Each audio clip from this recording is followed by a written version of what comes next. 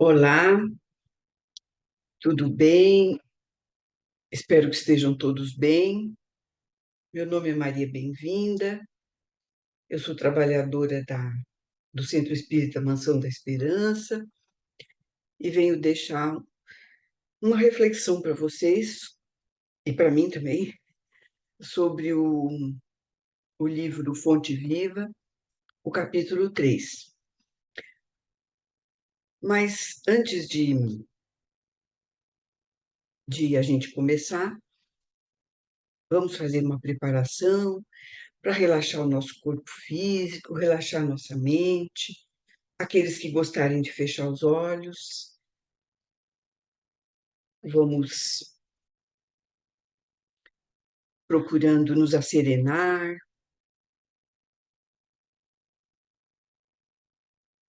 fazendo a nossa ligação com o nosso querido mentor individual, esse amigo de todas as horas, está sempre conosco,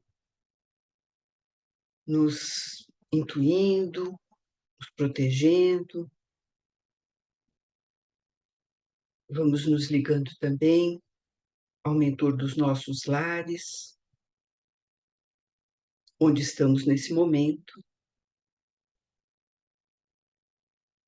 Vamos nos ligando a toda a espiritualidade presente, ao mentor do SEMI, e vamos percorrendo esse caminho, nos elevando até Maria de Nazaré, a doce mãezinha de Jesus, essa mãe que nos acolhe também, nos transmite a sua bondade, a sua doçura,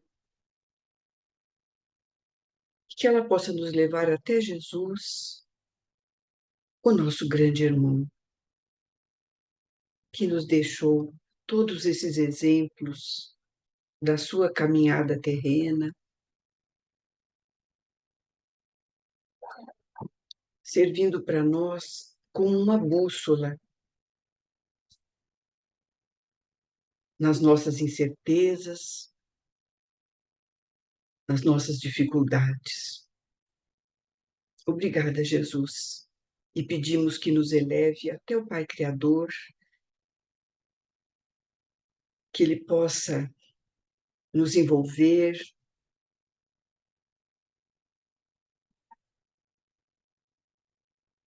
nessa encarnação em que estamos. Agradecemos por essa encarnação, agradecemos por outras que já tivemos, que ainda havemos de ter. Agradecemos pelo nosso lar, pelos nossos familiares, pelo nosso trabalho, pelas nossas alegrias e pelas nossas dificuldades. E deixamos assim o Pai Nosso. Pai nosso que estais no céu, santificado seja o vosso nome. Venha a nós o vosso reino. Seja feita a vossa vontade, assim na terra como no céu. O pão nosso de cada dia nos dai hoje.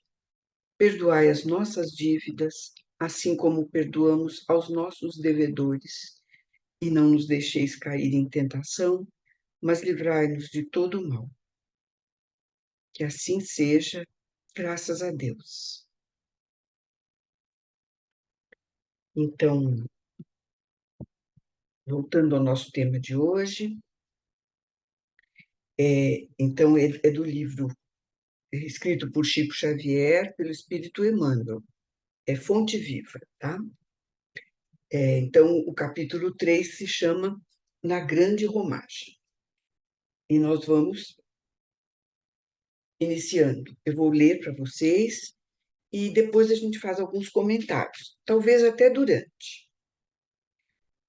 Pela fé, Abraão, sendo chamado, obedeceu, indo para um lugar que havia de receber por herança, e saiu sem saber para onde ia.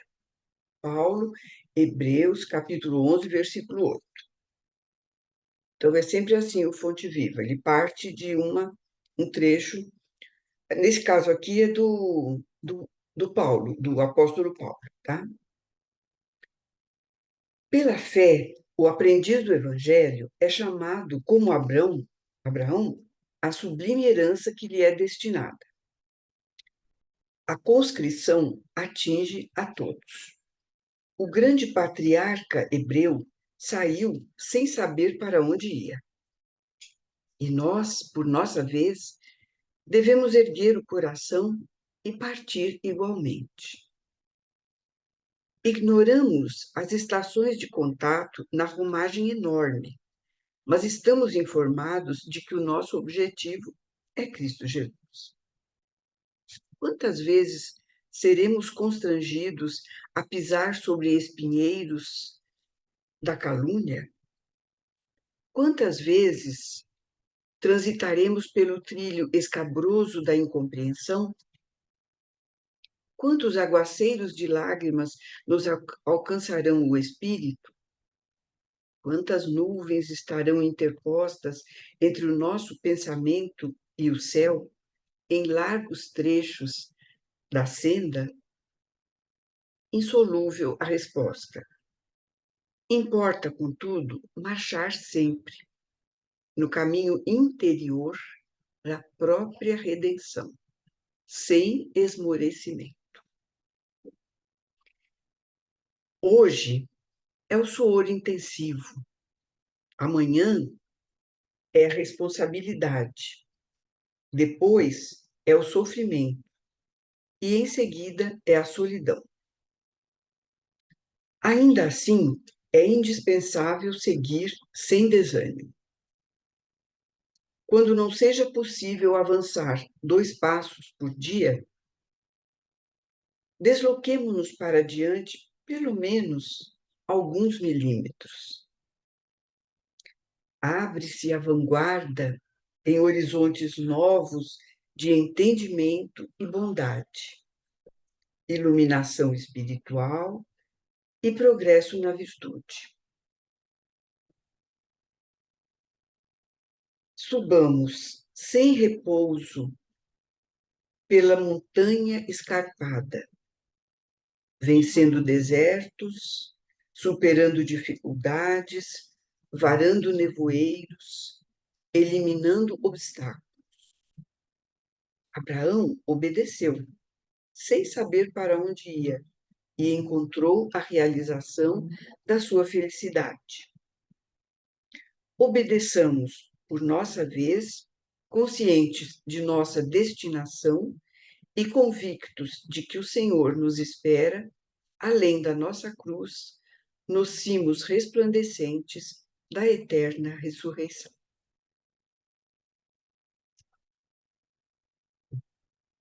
Muito lindo, né? Então, vamos tentar fazer uma breve reflexão. Bom, em primeiro lugar, essa grande romagem refere-se à nossa vida, à nossa existência, né? Esse caminhar desta nossa encarnação. Quando ele diz que ele já inicia fazendo a comparação de Abraão com o aprendiz do Evangelho. Então, ele diz que nós, como aprendizes do Evangelho, somos chamados, como Abraão, à sublime herança que lhe é destinada, que nos é, no caso, destinada. No caso de Abraão, a gente sabe, né, a história toda de ter uma terra deles, né, uma terra prometida a eles. Quando ele diz assim, que é pela fé, então a gente se lembra de como Abraão, pelos relatos bíblicos que a gente tem lembrança, como Abraão tinha uma fé inabalável em Deus. E, então ele fala assim, a conscrição atinge a todos, quer dizer, conscrição quer dizer convocação. Uma convocação que é uma coisa obrigatória. Então é para todos. Então não é para os mais pobres, para os mais ricos, para os menos para os orgulhosos, para os sofredores, não, é para todos, né? E, e ele diz, e assim, o que o Abraão, ele obedeceu e seguiu. Ele não tinha noção de para onde ele ia. E nós, na nossa encarnação, nós também, muitas vezes, nós não sabemos para onde vamos, né? Porque nós estamos seguindo o nosso plano reencarnatório. Cada um de nós veio com um plano reencarnatório, que é o adequado para nós, para a nossa evolução, para nós sanarmos aquelas pendências que ficaram de outras existências, né? Da existência passada. E, às vezes, nós ficamos revoltados com as dores, com as dificuldades, né? Mas está tudo ali no nosso plano reencarnatório, tá? E é para o nosso bem, é para a nossa evolução. Então, por isso que ele diz assim: devemos erguer o coração e partir igualmente como Abraão partiu, né? Nós não sabemos o que nos aguarda, vai depender do quê? Do nosso livre-arbítrio, de como nós procedermos durante a nossa existência. E muitas vezes nós sabemos onde erramos, porque nós somos seres em aprendizado, né? Em evolução. Então, nós temos nossas deficiências, nossas dificuldades, nossos defeitos, né? Então, muitas vezes nós não não caímos na hora, não cai a ficha na hora, mas às vezes depois de um pouquinho cai e nós já tentamos nos melhorar em outra situação semelhante a essa em que erramos. E ele fala assim que nós não sabemos, nós ignoramos as estações de contato nessa romagem enorme. Nós ignoramos, nós não sabemos o que vai, por onde havemos de passar, onde pararemos, né? Durante uma romagem a gente dá umas paradas e tal para se recompor, né? Então nós não sabemos o que vai acontecer, mas nós sabemos uma coisa com certeza, que o nosso objetivo é Jesus. Ele diz aí, nosso objetivo é Cristo Jesus, que já está, isso aí está já no Livro dos Espíritos, na questão 625, ele já fala, né? Kardec já, os Espíritos respondem a Kardec. Kardec perguntando qual é o modelo de homem para a humanidade seguir, e ele fala, é Jesus. O modelo é Jesus. E aí depois, na sequência, ele fala que muitas vezes nós vamos esbarrar em dificuldades, em espinheiros da calúnia. Ele fala, seguidamente, né? Depois ele fala, aguaceiros de lágrimas, e nós sabemos o quanto isso ocorre na nossa vida, né? Mas nós temos que lembrar que o aguaceiro de lágrimas, ele imagina uma janela com um aguaceiro caindo. Ele cai, cai, cai, depois passa. Então é isso.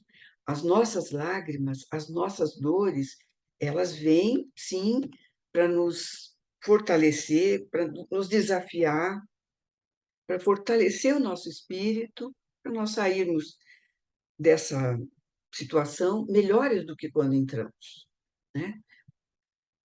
E então ele fala das lágrimas, fala das nuvens que se interpõem entre os nossos pensamentos e o céu. E é isso mesmo, né? Que às vezes nós estamos, a nossa direção, nossa pretensão, nosso destino é o céu. Mas algumas vezes, pelos nossos pensamentos, esse céu fica enevoado, né? Por isso que ele fala em nevoeiros, também, né? Então, são aqueles comportamentos que nós temos que nos distanciam do nosso objetivo final. Então, por essa razão, nós temos que nos esforçar e sempre lembrar qual é o meu objetivo final. Meu foco é qual? E isso vai nos auxiliar na nossa peregrinação, na nossa romagem, né? Então, ele diz que é por isso que ele fala assim: importa marchar sempre no caminho interior da nossa própria redenção, sem esmorecimento. E o que vem a ser a nossa própria redenção? Aquela famosa reforma interior, aquele processo que nós começamos e nós vamos. É contínuo, é um processo contínuo de melhora interior, que vai auxiliar nosso espírito na evolução. Nós vamos ser pessoas melhores, nós vamos eh, diminuir, amainar os nossos defeitos, eliminar os nossos vícios, né? Tudo isso vai nos auxiliar na nossa evolução espiritual. E não pode esmorecer, porque esmorecer acaba perdendo o foco. Quem esmorece é porque perdeu o foco, né? Quando a gente fixa firme naquele foco, não esmorece. Vai ter suor intensivo, vai ser dureza, viu? Mas vai ter um momento que nós vamos sofrer, isso vai ter. Pode ter a solidão, isso pode sim, né? Existe isso sim no nosso caminhar. Mas ainda assim é indispensável seguir sem desânimo. Quando ele fala aqui na solidão, eu acredito que muitas pessoas, quando estão no caminho do Cristo, são compelidas a desviar o caminho por pessoas que não estão de acordo, pessoas da nossa convivência que não estão de acordo, que nós frequentemos a casa espírita, enfim, né? Que nós façamos as nossas atividades. E isso, na verdade, às vezes nos desanima, nos enfraquece e nos faz sentir uma extrema solidão. Nós pensamos que somos só nós que estamos com aquele objetivo, mas na verdade não somos só nós. Pode ser que as pessoas do nosso convívio não estejam, mas há muitas pessoas nesse caminhar. Nós podemos encontrar muita companhia nesse caminhar. E ele também fala sobre a questão de a gente caminhar, nem que seja devagar, nem que sejam milímetros por dia, mas que a gente não desista. É um alerta à nossa perseverança. Depois ele frisa mais um pouquinho que o que nós queremos, com tudo isso aí, vai se abrir um mundo, um horizonte novo à nossa frente.